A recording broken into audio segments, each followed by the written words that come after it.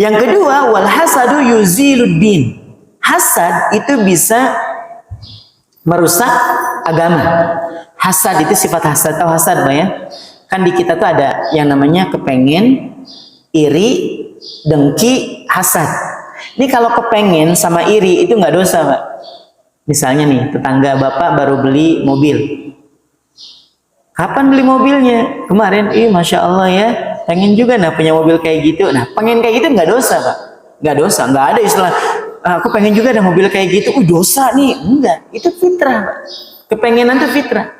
Kadang ada orang tuh passionnya di burung, gitu ya. Hari-hari burung aja diurusin gitu ya. Burung aja terus burung. Ngelihat tetangganya punya burung yang baru, berapa harganya? Murah aja, baru 500-an aja. Pengen juga, nanti besok beli. Coba. Kepengen aja, kepengen. Ini tuh nggak dosa, Pak, nggak dosa. Nah, kepengen, iri itu nggak dosa. Nah, ada lagi di atasnya apa? Dengki. Tahu dengki? Senang ngelihat orang lain susah, susah ngelihat orang lain senang. Ini orang dengki tuh kayak gini. Tetangganya beli mobil baru, punya mobil baru nih, namanya orang dengki, paling kredit. Lah kalaupun kredit kan apa urusan dia? Dia nggak ikut ngangsur, ya kan? Nggak ikut kredit, nggak ikut bayarin, nggak ikut ganti oli, bener nggak? Ya terserah dia dong. Dia mau kredit, mau cash, terserah dia. Sampai malam tuh, sampai masih kepikiran, bisa aja lah dia bayar, coba. Lah kan yang mikirin bayaran harusnya siapa? Yang ngambil mobil dong. Lagi dia ngambil aja, enggak, dia mikirin semalam sampai nggak tidur, Pak, semalaman gara-gara mikirin, paling juga 3 bulan ditarik tuh sama leasing. Ya kalaupun ditarikan tetangga yang rugi kan, bukan dia. Namanya orang dengki, Pak. Ini orang dengki itu, orang dengki. Sekalipun dia harus membahayakan, dia tidak ngebahayain orang, Pak. Dia membahayakan dirinya sendiri. Itu masih mending, Pak. Bahasa kitanya masih mending. Jadi kalau ada orang dengki, itu nggak bahaya buat orang lain, tapi dia membahayakan dirinya sendiri. Besoknya demam, darah tingginya kumat, gara-gara mikirin tetangganya punya mobil baru. Dengki itu namanya. Tetangganya beli microwave misalnya kan, pemanas masakan gitu kan, dia yang muter-muter dan kepanasan sendiri di rumah. Namanya juga orang dengki, Pak. Kayak gitu orang dengki. Tapi dia nggak bahaya. Sekalipun dia menimbulkan bahaya, dia hanya menimbulkan bahaya untuk dirinya sendiri. Tapi kalau sudah naik ke hasad, sampai-sampai Allah menurunkan satu surah yang kita harus berlindung dari sifat orang-orang hasad. Wa min syarri hasidin idza hasad. Dari keburukan orang-orang yang sudah hasad. Kalau dia udah hasad tuh ngeri, Pak. Ngeri. Nah, orang hasad ini, Pak, bukan hanya sebatas tidak suka terhadap kebaikan yang Allah titipkan kepada saudaranya, tapi dia berpikir keras bagaimana caranya supaya kebahagiaan yang Allah titipkan kepada saudaranya itu hilang. Ini lebih parah nih, Pak. Kalau tadi kan mikirnya paling juga kredit, paling juga 3 bulan diambil leasing, bisa aja kah dia bayar? Itu cuma dengki. Tapi kalau sudah hasad, pikirannya lain. Gimana caranya biar spionnya hilang satu? Gimana caranya biar bannya itu cepat bocor? Gimana biar mobilnya itu cepat rusak? Itu yang difikirkan orang-orang yang hasad. Jadi dengki dengan hasad beda nggak? Beda. Kalau dengki dia tidak membahayakan orang lain, tapi kalau hasad itu sampai membahayakan orang lain. Itu bahayanya. Makanya kita diminta oleh Allah untuk berlindung dari gangguan orang-orang yang hasad.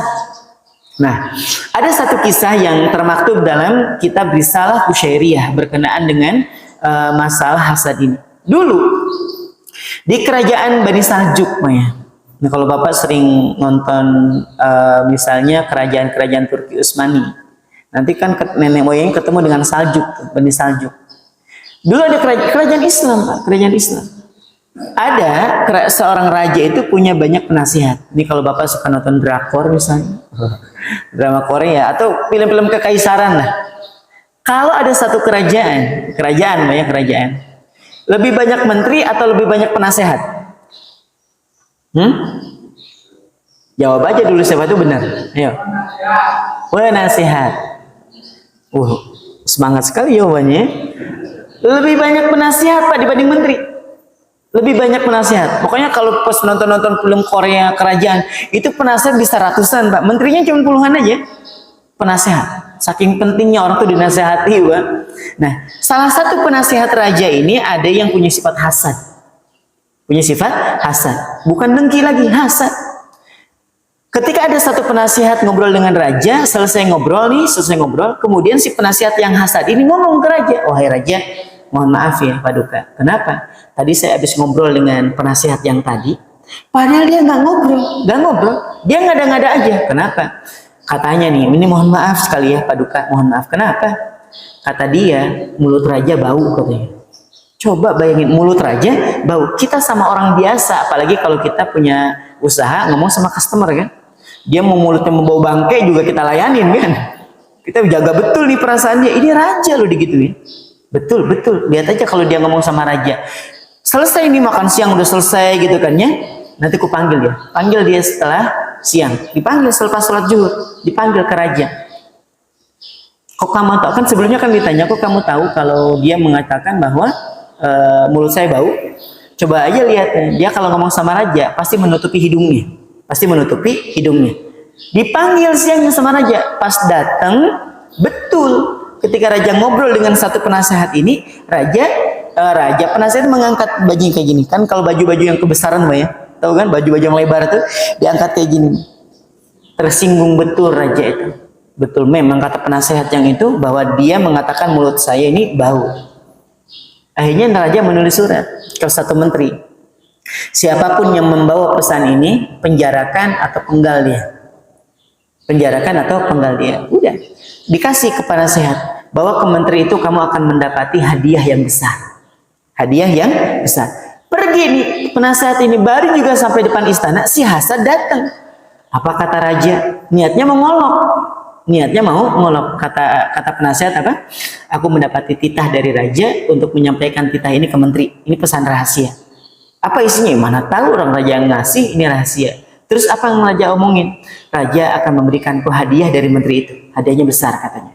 Namanya orang hasad. Dia bilang apa? Biar aku aja ngantar.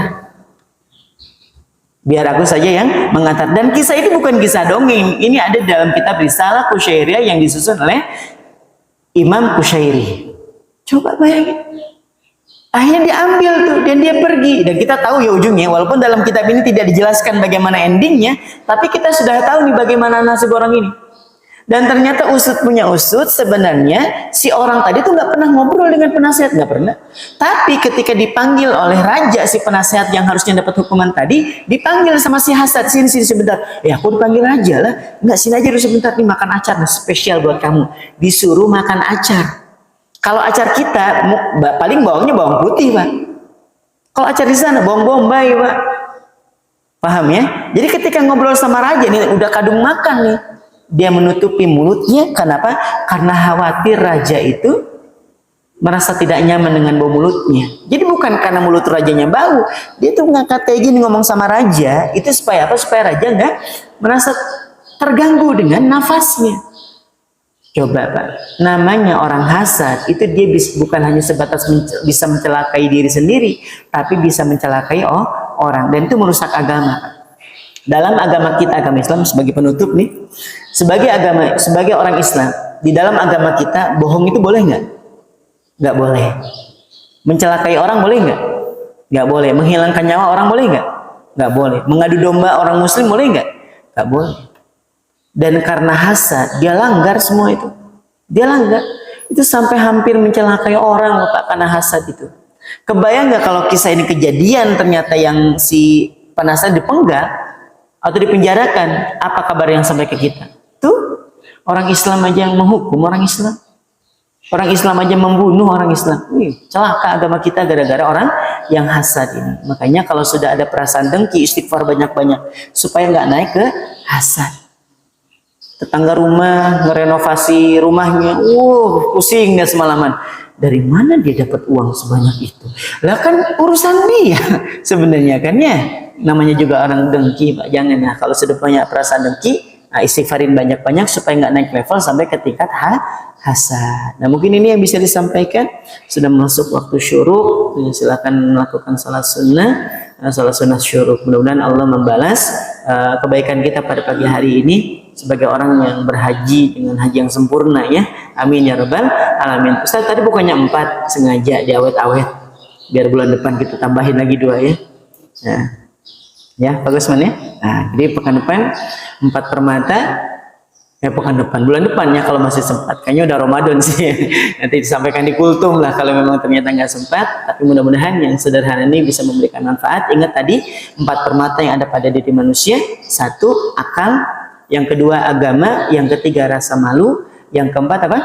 Amal soleh. Kita baru bahas 2. Yang pertama akal, permata akal yang bisa rusak dengan kemarahan. Dan yang kedua, permata agama yang bisa rusak dengan sifat hasad. Mudah-mudahan kita terhindar dari keduanya.